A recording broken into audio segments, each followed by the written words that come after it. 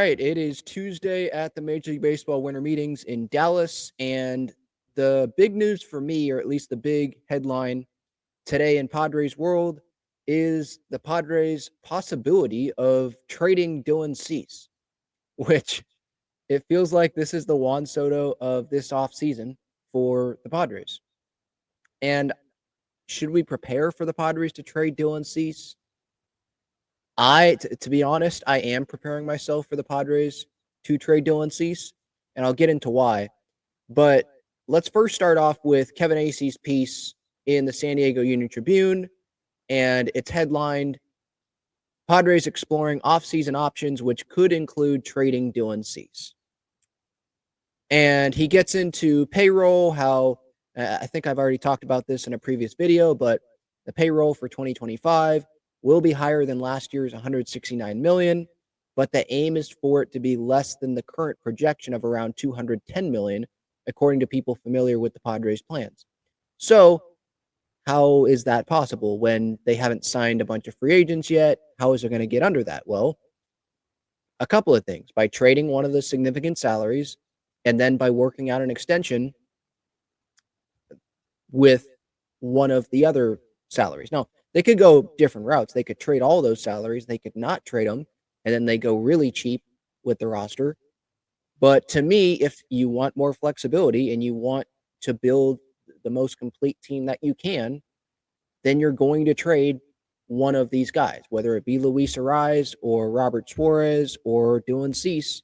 One of those guys, I would bet, if I had to bet right now, I would bet that, yes, one of those guys will be dealt before the season starts, and probably, I don't know if soon, but if you're going to do it, you probably want to do it soon so that you know exactly how much room you have to go about the rest of your offseason, Among their numerous conversations at this week's winter meetings are some with other teams regarding starting pitcher Dylan Cease. Kevin Acey writes here, there is no indication any deal is imminent. League sources characterize those talks as being anywhere from trying to unload Cease to the Padres being open to trading the right-hander, who turns 29 later this month, projected to make between 13 and 14 mil in 2025, his final year of arbitration eligibility. With the cost of pitching on the free agent market, Cease could be an attractive trade option who could bring the Padres needed help in left field or DH and or prospects they could turn around in a separate trade. So would it be a bummer if the Padres were to trade Dylan Cease, just like it was a bummer that they had to trade Juan Soto? Yeah. The difference, though, here is Soto was going to get paid, what, like almost $30 million, I think, this past season? Where Dylan Cease, it's, half that. It's more than half that. But, again, where this Padres projection is already at 210 mil, if you want flexibility, Dylan Cease seems like the best bet. Max Fried just signed an 8-year deal, or reportedly is signing an 8-year deal with the Yankees. Corbin Burns is probably going to get more money than Max Fried. So that's going to leave some teams there that have money to spend in terms of like the AAV for this year. And if teams that miss out on Fried, miss out on Burns, if they're willing to spend on Fried and Burns, those guys are going to make more than 15 mil a year. So those teams probably will want Dylan Cease and be in on Dylan Cease. Now, what could the Padres get back for Dylan Cease? I mean, this Padres team, you're trying to win right now still, right? So I think what the best case scenario is if the Padres trade Cease, and again, like right now, I feel like they're going to. Best case, you sign Sasaki, who can replace Dylan Cease, hopefully. Hopefully he will have a really good rookie season with the Padres if he does. And that's a cheap arm. And then in the trade with the Red Sox or whoever, you can go get a guy that can start for you and be, a 3-starter or a 4-starter, someone like that who's not going to make a ton of money. And then if they trade Cease, that can open up some room. Maybe that gives you the route, the lane to go bring back Jurickson Profar. But Profar the Yankees, they have money to spend, obviously. Now, they don't have $700 million to spend. I want to get that out there as like, that's not true. Anyone that says that, that's not true. Because that was going to be over, 15 years, 16 years with Soto. They probably have like 50 million to spend. And so they just did some of that with Max Fried. First base is still something there, I think, for them. Maybe third base, an outfielder. Profar, I feel like could be a fit there. Red Sox could go all in on Teoscar Hernandez, and then the Yankees, I mean, that makes it more of a fit for Profar. With the Padres, if they're trading Dylan Cease, to me, that's like, all right, well, how confident should we be in them signing Jurickson Profar if he's going to make $10+ million a year, which is what seems like is going to happen coming off the year that he just had. And if you go look at the market, what Tyler O'Neill got from the Orioles and what Teoscar's projected to get. Soto's different. That's a totally different category. But there are guys that are getting good contracts. And it seems like free agency is more rapid. Teams want to get this done. Players want to get deals done. Agents. It seems like there's more things getting done here quicker, more urgency. So we'll see if Profar is part of that urgency group, or does he have to end up waiting till closer to Christmas, after Christmas? Is he going to end up getting left like Blake Snell? And I'm talking about last year with Blake Snell. And then he has to sign a 1 year, maybe it's a high AAV, but has to sign a 1 year deal somewhere.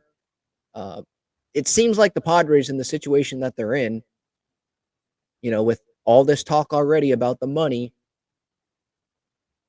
it seems like they're going to hope that Profar can crawl back to them. Not 1 year, 1 mil, but like crawl back. Maybe it's 3 years for 24 million, something like that. I feel like that's unrealistic right now, the way that this market is looking. But I mean, I saw stuff today. I think this was another Kevin Acee piece. Let me pull it up. Yeah. He wrote this morning, I think, referring to the Padres, wherever their actual payouts for 2025 land, one source said there is no scenario in which the Padres exceed the competitive balance tax threshold of 241. They're already over that, I believe, according to Fangraphs. Now, Fangraphs could be a little bit inaccurate. We don't actually see the books. But if that's right, and I'm double checking right now, because I want to make sure that that's accurate, at least according to Fangraphs. Yeah. Estimated luxury tax payroll right now is a little over 244, and the threshold's 241. So they're already over it. And so that's where it's like, well, Dylan Cease to me seems the likeliest. Michael King, sure, like that would be more appealing to other teams, probably. But he's under contract for, it's just this 1 more year, right? Cease and King. Dylan Cease, let's remember, he did not have the strongest postseason with the Padres this year. And Michael King is someone that, if I had to choose, like, of course I want Dylan Cease, but if I had to choose, I'm probably picking Michael King right now to be in this rotation. And you go with Dylan Cease, you trade him.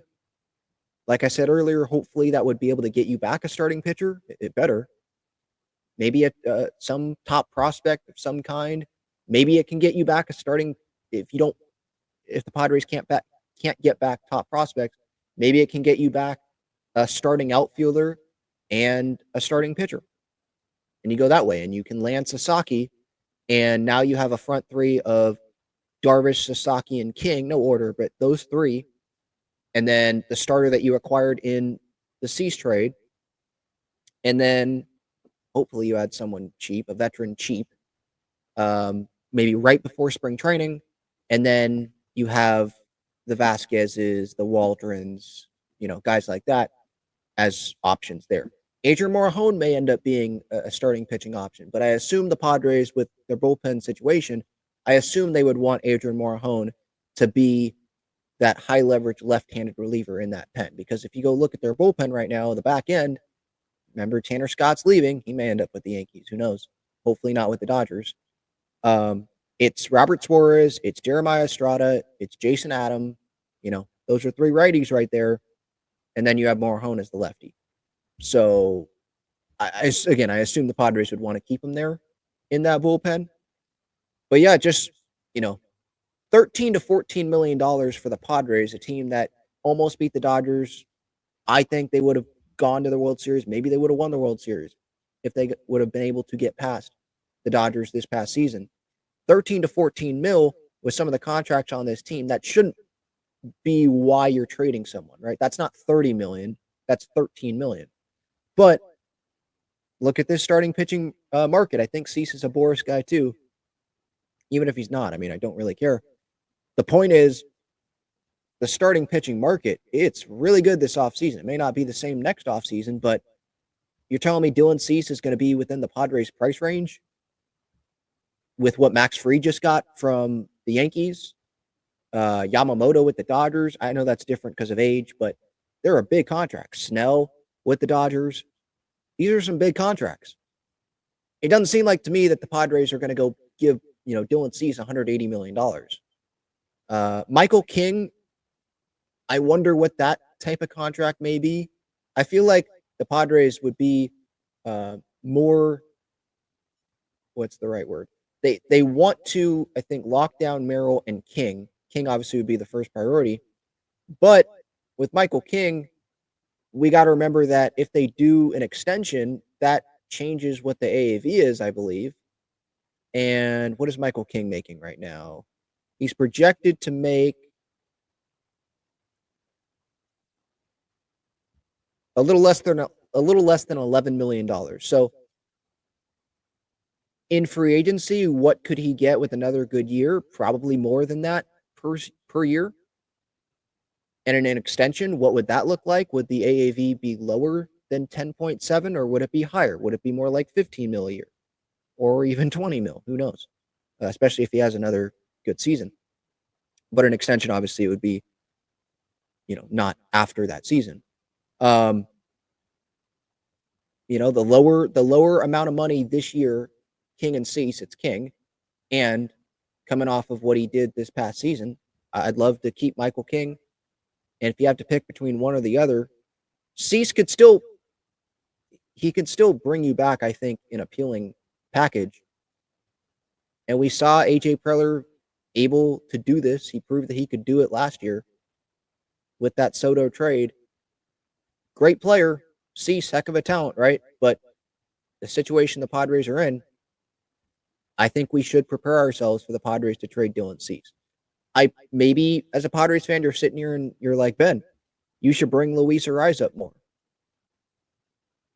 I can, but if I'm the Padres, I would want to try to work out an extension because he's more realistic to get an extension done, in my opinion, than Dylan Cease.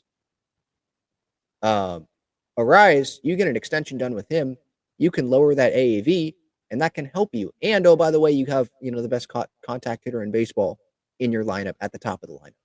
And he's going to be healthy because we know he wasn't healthy this past year, at the end of the year, especially, especially with the thumb. So I would try to keep Ariz. I would try to get an extension done with Ariz. Now you're taking a risk, but I probably wouldn't do an extension with Merrill right now based on the financial situation because an extension with Merrill changes how much he's making. I think he's making $800,000 next year. You get an extension done with him, that is going to rocket up, more than 10 times what he's making this year. The AAV for the luxury tax. And if they aren't going they're not going to go over that 241, that luxury tax, then you're not getting an extension done with Jackson Merrill. I wouldn't think. Maybe you have a handshake agreement, but you don't want to actually get that done. So it's really like the Padres could be backed into a corner again here. And it's frustrating. I said this on, I think, the live show the other day, the Winter Meetings preview. It's frustrating here as a Padres fan when, family has season tickets, paying hundreds of dollars for those postseason tickets, and we can't pay Dylan Cease 13 to 14 mil. We can't go over the luxury tax after resetting last year. The Dodgers, they keep adding guys, and they won the World Series. And what are the Padres doing? You can't bring back Higgy for $6+ million a year, whatever that was. Profar, you may see him end up going somewhere else. You have to trade Dylan Cease, and you got him for 1 year. It's frustrating. But at the same time, I do realize that we're not the Dodgers, and we're not the Mets. We're not the Yankees. Peter Seidler's not here with us anymore. And I think some people sometimes get caught up in the shiny car, like, oh, we're not in on the big free agents. Well, I'd love to be in on Corbin Burns, but we have Yu Darvish locked down. We have Joe Musgrove locked down. Yeah, he has Tommy John, and that sucks, but they did give Joe Musgrove $100 million. There are talented guys here. We have Michael King still for now. There are talented guys that are in this rotation. It's not like we don't have the talent in the rotation. It's not like we don't have the talent in the lineup. Gave Manny Machado 2 separate $300+ million contracts. Fernando, $340 million. Merrill is probably going to get extended, I hope, at some point here. So we do have to think about that. Bogarts, $280 million to him. Yeah, it was an overpay. But we spent the money, where there's other teams that we may be frustrated that, oh, they got that player. Well, they didn't spend that money already, so they're ready. They're okay to go spend that money, spend big money on those players, because they don't have Manny and Tatis and Musgrove and Darvish and all the others already locked down. Suarez as well. So I'm just trying to maybe put it a little bit into perspective. What was I else going to say? Oh, the Tampa Bay Rays. I was thinking about this while I was working out today. The Padres, they're the Tampa Bay Rays with Manny and Tatis and Bogarts and Crony, these guys on the roster, if that makes sense. Like, talented team, but you know how the Rays, when Blake Snell gets expensive, you're gone. Tyler Glasnow, you're gone. That feels like what it is with the Padres right now. Juan Soto, $30 million, yeah, you're gone. Close to free agency, all right, you're gone. Dylan Cease, close to free agency, you're making half of what, more than half of what Soto was projected to make, but yeah, you're gone too, because you're not coming back. You're away from free agency. We got to get something for you. That's like the Tampa Bay Rays way of thinking. And I do understand it from the Padres' perspective, and maybe I'd understand it more if I, actually got to see the books and I was in those rooms. But as a Padres fan at the same time, like, yeah, it's frustrating, for sure. It's frustrating that there's no scenario, according to a Kevin AC source, in which the Padres exceed the CBT of the threshold of 241, coming off the year that they had, and the Dodgers just won the World Series, and you're still on the hunt for that first World Series. These guys that you gave so much money to, they're not getting any younger. Come on. As a fan, it's like the tickets are already going to be expensive. I'd love to hear your thoughts in the comments. We'll see if the Padres make more moves here, any moves in this winter meetings week. I thought going into the week it's going to be pretty quiet in terms of actual moves the Padres make, and that is the case.